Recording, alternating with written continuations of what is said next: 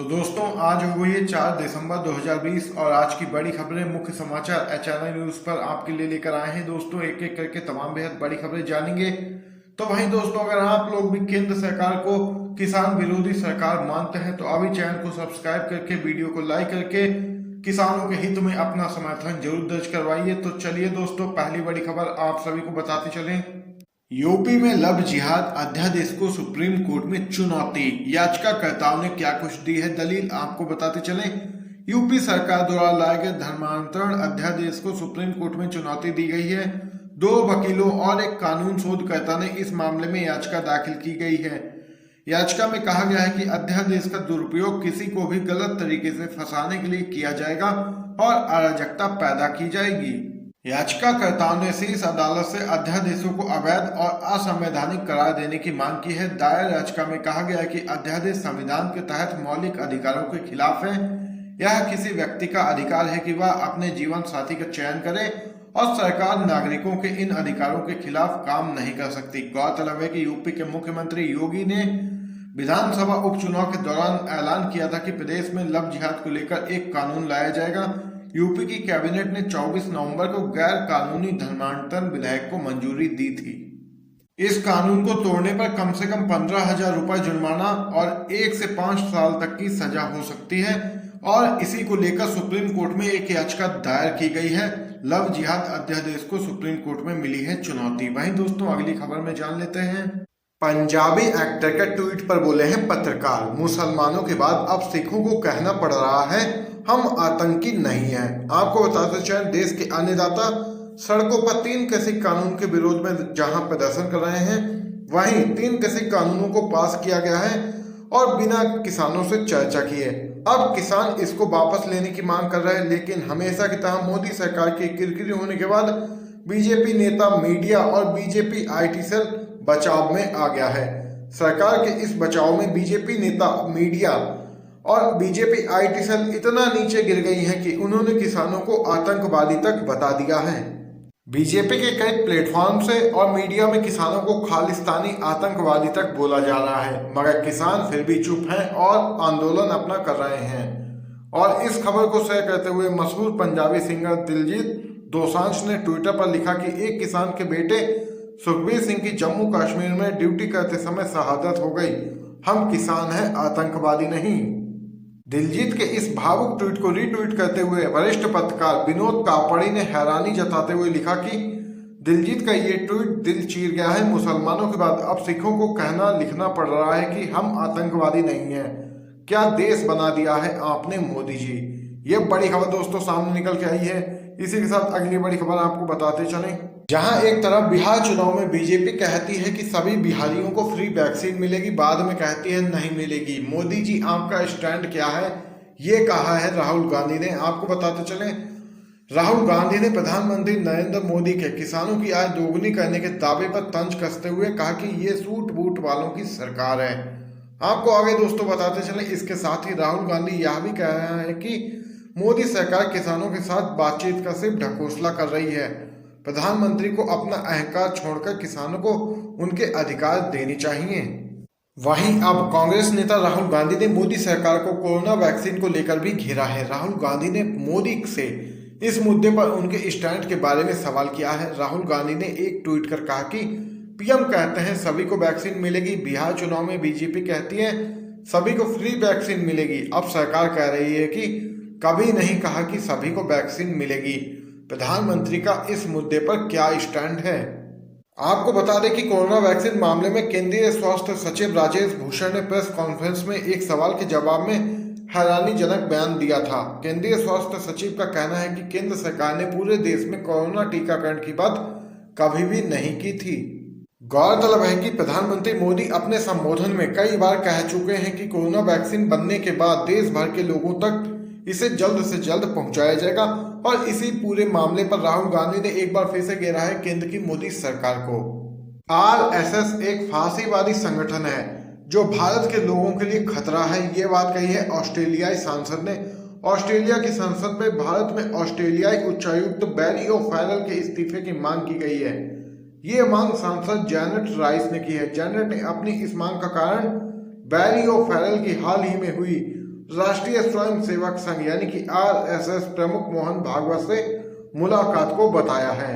उन्होंने मानवतावाद परियोजना द्वारा आयोजित सत्रों में अपनी भागीदारी के बारे में बताते हुए कहा कि वहां भी चिंता का विषय आरएसएस था, जिसे उन्होंने एक फांसीवादी संगठन के रूप में वर्णित किया था। उन्होंने कहा कि आरएसएस ने खुले तौर पर स्वीकार किया है कि वह एडोल्फ हिटलर द्वारा किए गए विनाशकारी नरसंहार की प्रशंसा करता है। अपने भाषण को जारी रखते हुए जेनेट ने कहा कि समकालीन आरएसएस लोगों के अधिकारों पर अपनी हुकूमत जताता है। बार बार आरएसएस ने भारतीय अभिव्यक्ति की आजादी, अधिकारों और सुरक्षा पर हमला किया है। आरएसएस देश के कुछ गैर हिंदुओं, विशेषकर मुस्लिम पृष्ठभूमि के लोगों के उत्पीड़न को बढ़ावा देता है। अगर दोस्तों आप लोग भी ऑस्ट्रेलियाई सांसद जेनेट राइस की इन तमाम बातों से समर्थन रखते हैं तो वीडियो को लाइक कीजिए और अपनी राय भी कमेंट बॉक्स में इस खबर पे जरूर बताइएगा। इसी के साथ अगली बड़ी खबर में आपको बताते चलें, पश्चिम बंगाल की मुख्यमंत्री ममता बनर्जी की मोदी सरकार को साफ साफ चेतावनी, किसानों को नहीं मिला इंसाफ तो पूरे देश में करेंगे आंदोलन। आपको बताते चलें दोस्तों, पश्चिम बंगाल की मुख्यमंत्री ममता बनर्जी ने किसानों, उनके जीवन तथा आजीविका को लेकर अपनी चिंता व्यक्त की है। ममता बनर्जी ने ट्वीट कर कहा कि मैं किसानों, उनके जीवन तथा आजीविका को लेकर बहुत चिंतित हूं। केंद्र सरकार को किसान विरोधी कानून को अवश्य वापस लेना चाहिए। वहीं ममता बनर्जी ने कहा कि यदि केंद्र की मोदी सरकार तुरंत ऐसा नहीं करती है तो टीएमसी पूरे राज्य और देश में आंदोलन करेगी। शुरू से ही हम किसान विरोधी इन कानूनों का कड़ा विरोध करते रहे हैं। उन्होंने कहा कि अखिल भारतीय तृणमूल कांग्रेस की एक बैठक भी इस संबंध में बुलाई गई है। इस बैठक में चर्चा करेंगे कि आवश्यक वस्तु कानून किस तरह से आम लोगों को प्रभावित कर रहा है। तो देख सकते हैं दोस्तों, ये बड़ी खबर सामने निकल के आई है पश्चिम बंगाल से। इसी के साथ अगली बड़ी खबर आपको बताते चलें, सरकार के साथ 7 घंटे की बैठक हुई बेनतीजा, किसान बोले संसद में संशोधन नहीं, रद्द कराएं कानून। आपको बताते चलें दोस्तों, दिल्ली के विज्ञान भवन में बीते गुरुवार को केंद्र सरकार और 40 किसान नेताओं के बीच कृषि कानून को लेकर मचे घमासान के बीच 7 घंटे तक वार्ता चली और दोस्तों ये वार्ता भी बेनतीजा रही। आपको बताते चलें, हालांकि किसान अपनी मांग पर अड़े रहे और सरकार से 2 टूक कह दिया कि कानून खत्म करने के लिए विशेष संसद का सत्र बुलाया जाए और इसे रद्द किया जाए। किसानों की सरकार से बेरुखी इतनी दिखी कि करीब दोपहर 3 बजे उन्होंने सरकारी खाना खाने से इनकार कर दिया और गुरुद्वारे से पहुंचाया गया खाना जमीन पर बैठकर खाया। वहीं दोस्तों आपको बताते चलें, ये बैठक तो बेनतीजा रही और बात कुछ आगे तो बढ़ी है। और वहीं आपको बताते चलें, बैठक के बाद बाहर आए भारतीय किसान यूनियन के प्रवक्ता राकेश टिकैत ने कहा कि सरकार ने एमएसपी पर संकेत दिए हैं और सरकार बिलों में संशोधन करने को मजबूर होगी। 5 दिसंबर को एक बार फिर से दोस्तों ये आपको बताते चलें बैठक होगी किसानों और केंद्र सरकार के बीच। इसी के साथ अगली बड़ी खबर जान लेते हैं, सीएम रहते केंद्र को सौंपी रिपोर्ट पर घिरे हैं प्रधानमंत्री मोदी, विपक्ष ने उठाए सवाल। जी हाँ दोस्तों, केंद्र सरकार द्वारा लाए गए 3 कृषि कानूनों को लेकर किसानों का आंदोलन लगातार 8वें दिन भी जारी रहा। सरकार की तरफ से केंद्रीय मंत्रियों की टीम और किसान नेताओं के बीच भी बैठक चली ताकि आंदोलन समाप्त हो सके, लेकिन एक बार फिर से बात नहीं बनी है। वहीं दोस्तों आपको बताते चलें, लेकिन किसानों द्वारा जिस बात को लेकर सबसे ज्यादा विवाद किया जा रहा है उसमें शामिल है फसलों की सरकारी खरीद पर दिए जाने वाला न्यूनतम समर्थन मूल्य या आसान भाषा में कहें तो एमएसपी। इसे लेकर गुजरात के मुख्यमंत्री रहते हुए नरेंद्र मोदी ने एक रिपोर्ट तत्कालीन पीएम डॉक्टर मनमोहन सिंह को सौंपी थी। इसी रिपोर्ट को लेकर विपक्ष खासकर कांग्रेस उन्हें घेरकर सवाल उठा रही है। आपको बताते चलें, मोदी सरकार लगातार किसानों को एमएसपी जारी रखने को लेकर आश्वासन दे रही है, लेकिन किसान तीनों कानूनों को वापस लेने की बात पर अड़े हैं। आपको बताते चलें, यह रिपोर्ट पीएम मोदी के लिए सबसे बड़ी मुसीबत बन चुकी है। दरअसल मुख्यमंत्री रहते हुए उन्होंने एमएसपी को सुनिश्चित करने के लिए संवैधानिक निकाय बनाने की सिफारिश की थी। इसी रिपोर्ट को लेकर कांग्रेस ने कहा कि जब प्रधानमंत्री गुजरात के मुख्यमंत्री थे तब उन्होंने भारत सरकार को उपभोक्ता मामले पर एक रिपोर्ट सौंपी थी, लेकिन अब पीएम बनते ही वह अपनी बात से मुकर रहे हैं। तो देख सकते हैं दोस्तों, ये रिपोर्ट तब सौंपी थी नरेंद्र मोदी ने जब वह गुजरात के मुख्यमंत्री थे और इसी को लेकर विपक्ष ने उठाए हैं सवाल और घेरा है प्रधानमंत्री मोदी को। इसी के साथ दोस्तों अगली बड़ी खबर जान लेते हैं। किसान आंदोलन, अमित शाह से मिले पंजाब के मुख्यमंत्री अमरिंदर सिंह, कहा जल्द मुद्दा सुलझाया जाए नहीं तो राष्ट्रीय सुरक्षा के लिए है खतरा। किसान आंदोलन की तेजी पकड़ने के साथ इस बात के संकेत मिल रहे हैं कि सरकार ने तुरंत इस आंदोलन को समाप्त करने की कोशिश नहीं की तो यह आंदोलन उन हाथों में पहुंच जाएगा जो देश की सुरक्षा के लिए गंभीर खतरा पैदा कर सकते हैं।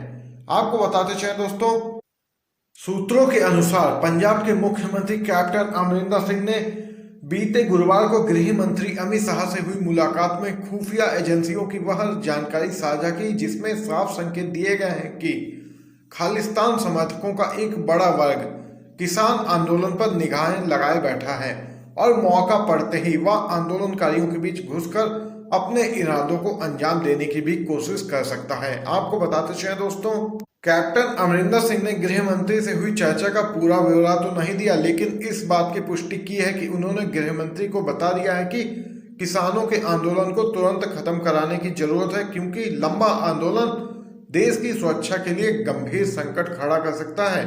ये बड़ी खबर दोस्तों सामने निकल के आई है। यहाँ पर आज की तमाम बड़ी खबरें आप लोगों ने जानी है HRI न्यूज पर। अगर दोस्तों आपको वीडियो पसंद आया हो तो लाइक कीजिएगा और शेयर कीजिएगा अपने सभी दोस्तों में इस वीडियो को। आप सभी का बहुत बहुत धन्यवाद।